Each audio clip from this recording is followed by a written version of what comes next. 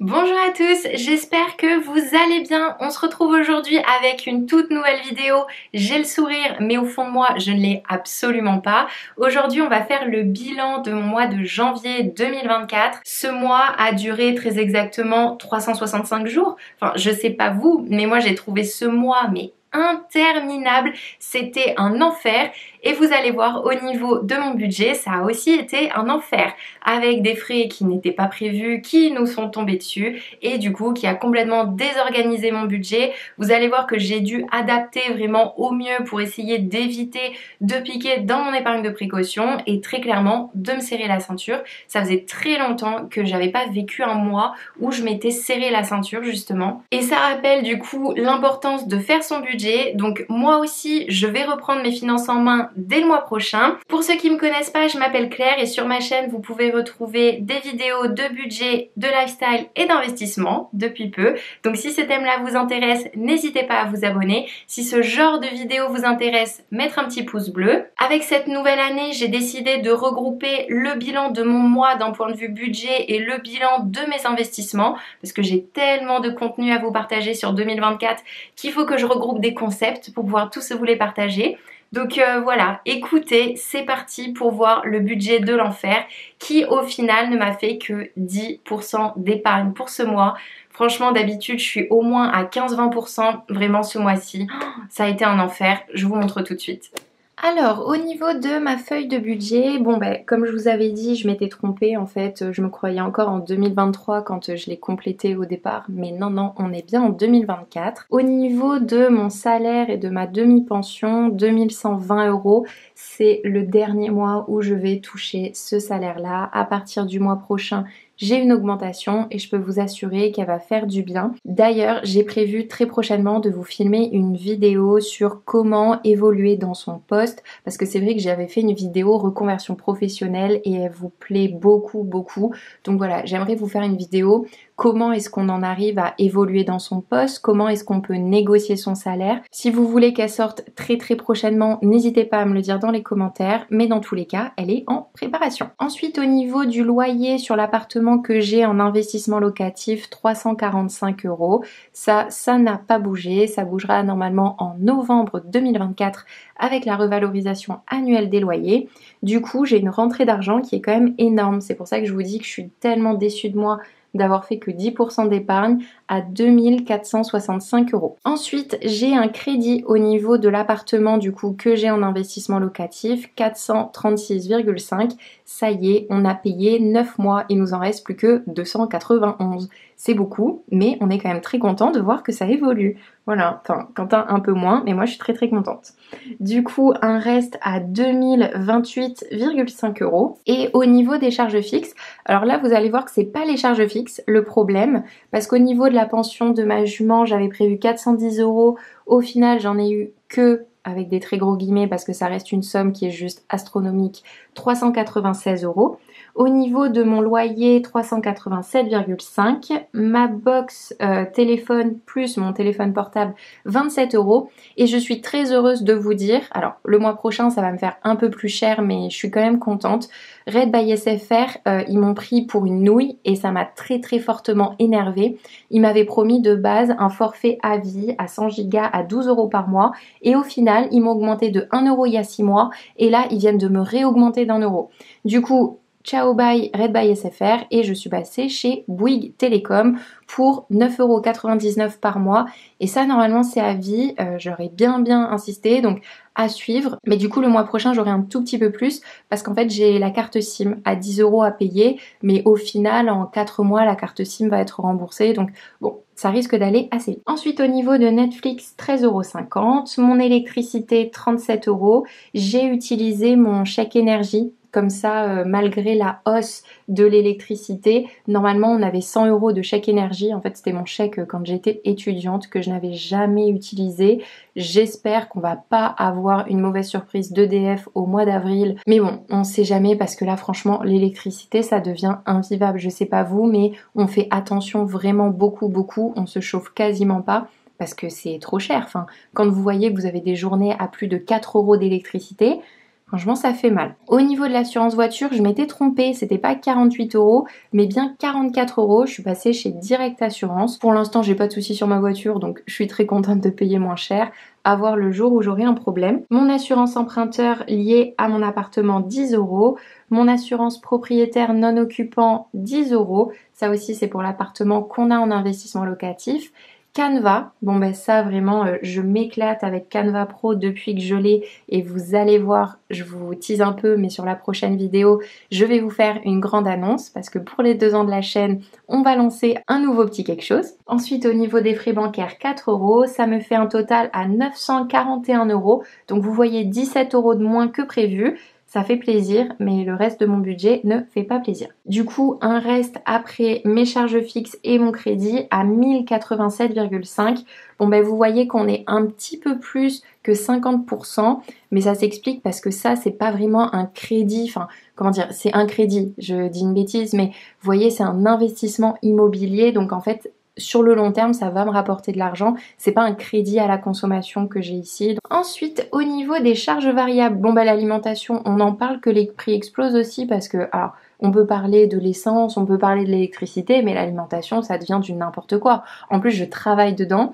Du coup, je sais qu'il y a des produits qui baissent et je sais qu'il y a des grandes surfaces qui ne jouent pas le jeu. Et ça m'énerve, ça m'énerve. Et voilà. Et du coup, au lieu de 200 €, et ben 250 €. Franchement, 50 € de plus par mois, c'est juste, mais énorme. Ensuite, au niveau de l'essence, 150 €. Bon, ça, j'ai respecté. Ça n'a pas trop augmenté ce mois-ci, même si ça reste quand même assez cher. Et là, j'ai envie de pleurer, rien qu'à revoir le chiffre. C'est ça qui m'a clairement flingué mon budget de janvier. Les charges de copropriété, on n'était juste pas près du tout. J'avais prévu 25 € comme ce qui était prévu vraiment. Et là, 132,5 €. Alors qu'est-ce qui s'est passé? C'est que le syndic d'habitude réclame l'appel de fonds à la fin des 6 mois. Et là, qu'est-ce qu'il a fait? En plein milieu des 6 mois, il a demandé à payer les 3 derniers mois d'avance. Donc du coup, ok, on ne payera pas de charges de copro au mois de février et mars, mais là je vous avoue que j'avais pas vraiment prévu de sortir une telle somme sur le mois de janvier. Donc un investissement immobilier c'est très bien, mais vous voyez que vous pouvez avoir des très mauvaises surprises. Ouais, franchement, là, c'était très compliqué. Du coup, ça me fait peur aussi parce que si jamais ma locataire part, ça nous coûte 500 €. Donc là, je vous avoue qu'il manquerait plus que le mois prochain ma locataire parte. Et là, je pleure, hein, très clairement. Mais bon, c'est le jeu de l'immobilier. Jusqu'à présent, tout se passait très bien. Donc bon, à suivre. Ensuite, au niveau de ma gestionnaire, 25 €, ça n'a pas bougé. Et avec, j'ai la garantie des loyers impayés. La taxe foncière à 40 €. Alors là, on s'était organisé d'une manière avec Quentin, mais on va s'organiser d'une autre. En fait, de base, on avait prévu de le garder sur nos livrets d'épargne, sur nos livrets A. Sauf qu'en fait, c'est pas du tout pratique parce qu'on pense avoir cet argent alors qu'en fait, on l'a pas vraiment. Du coup, avec Lydia, je vous montre, en fait, j'ai créé une enveloppe duo. Et en fait, sur cette enveloppe duo, et ben du coup, et Quentin et moi, on peut mettre de l'argent et on peut payer avec. Donc ce qu'on va faire, c'est que voilà, tous les mois, on va verser tous les deux 40 € et au moins cet argent, ben, pour nous, c'est comme s'il était invisible entre guillemets. On aura juste notre très grosse enveloppe taxe foncière. Et voilà, l'argent est déjà mis de côté. Oui, ok, il n'est pas mis sur un livret, donc il ne nous rapporte pas 3% à l'année. Mais franchement, tant pis, parce qu'au niveau de l'organisation, ça va tellement nous aider. Ça, c'est une fonctionnalité sur Lydia que je n'utilisais pas parce que je ne la connaissais pas. Ce qui fait du coup au niveau des charges variables, ben là vous pouvez le voir, hein, au lieu de 440 €, 597 €, presque 160 € de plus que prévu. Ça pique très fort et du coup un reste à vivre à 490 €. Ensuite au niveau de mon épargne investissement, alors là aussi il y a eu un petit peu de changement et il y a quelque chose que je regrette un petit peu à l'heure actuelle, je vais tout vous expliquer. Du coup j'avais prévu 100 € pour notre futur investissement locatif, bah, comment vous dire que là c'est pas la peine, hein, vu ce qu'on a payé ici, le futur investissement locatif, on n'en parle pas de suite. Au niveau de la bourse, j'ai mis 100 € sur mon PEA. Et du coup, je vais vous mettre juste ici la petite capture écran de l'état actuel de mon PEA. Franchement, je suis trop contente. Vous savez que là, le S&P 500 et mon PEA, je l'ai débuté en janvier 2024, au début du mois. Du coup, j'avais des anciennes actions chez Renault pour ouvrir mon PEA. J'ai tout revendu parce que j'étais à perte et tout. Mais là, en seulement un mois et un peu plus de 250 euros, j'ai gagné déjà 10 euros. C'est juste énorme, ça va si vite. Je suis trop contente. Donc vraiment le PEA, je vous recommande, et avec Boursorama encore plus parce que les frais sont vraiment très faibles. Et ensuite, c'est là la boulette que j'ai fait. Voilà, j'ai ouvert une assurance vie avec des gestionnaires de patrimoine qui m'avaient contacté. Sauf que, voilà, j'ai fait une claire. Oui, ça m'arrive. Non, je ne suis pas parfaite. Je n'avais peut-être pas lu les petites lignes, etc. Et au final, quand j'ai regardé les frais liés au contrat d'assurance vie, c'était chez Swiss Life. Clairement, je me suis dit, non mais là, Claire, ta rentabilité, elle va être mais tellement impactée. En soi, ce qu'ils me proposaient, c'était rentable, hein. Je dis pas du tout le contraire, mais c'est juste que franchement, j'ai envie de me lancer toute seule et j'ai pas envie de donner 3% par an en tout et pour tout de frais à quelqu'un. Alors que, enfin, j'ai envie en soi de me lancer toute seule. Oui, je vais peut-être faire des bêtises. Bon, j'ai essayé d'en faire le moins possible quand même parce que j'ai pas trop envie de perdre de l'argent. Mais tant pis, au lieu de leur laisser leur chance et de les payer 3% par an, je préfère moi essayer de débuter par moi-même. Et si ça se passe pas bien, bah là je referai appel à eux. Du coup, j'ai quand même été débitée des 100 euros. Là, il faut que j'envoie une lettre avec accusé de réception à Swiss Life parce que c'était il y a moins de 30 jours pour du coup dire que je clôture mon contrat d'assurance. En fait, j'ai un droit de renonciation sous les 30 jours et je vais par contre ouvrir une assurance vie. Je sais juste pas si je vais l'ouvrir sur Boursorama ou alors sur Linksea. Je vous tiendrai au courant. Mais bon, tout ça pour dire que j'ai un total d'épargne investissement à 200 euros ce mois-ci et donc un reste à 290 euros à répartir dans mes différentes enveloppes. Et là, vous allez voir que c'est un carnage. J'avais prévu de mettre 50 euros dans mon enveloppe Noël. Et au final, vous pouvez le voir, mon enveloppe Noël est complètement vide. Voilà, j'ai été obligée de repiquer les 100 euros pour payer les charges de copro que j'avais pas prévues. Pour la voiture, bah il s'est passé la même chose, tant qu'à faire. Voilà, j'avais prévu 50 euros au final. Bon, j'ai encore 250 euros dans mon enveloppe voiture, donc c'est très bien. Mais les 50 euros que j'avais prévus, j'ai été obligée de les retirer. Ensuite, au niveau de la beauté, c'est sur mon enveloppe Lydia, je vous montrerai tout à l'heure sur mon téléphone.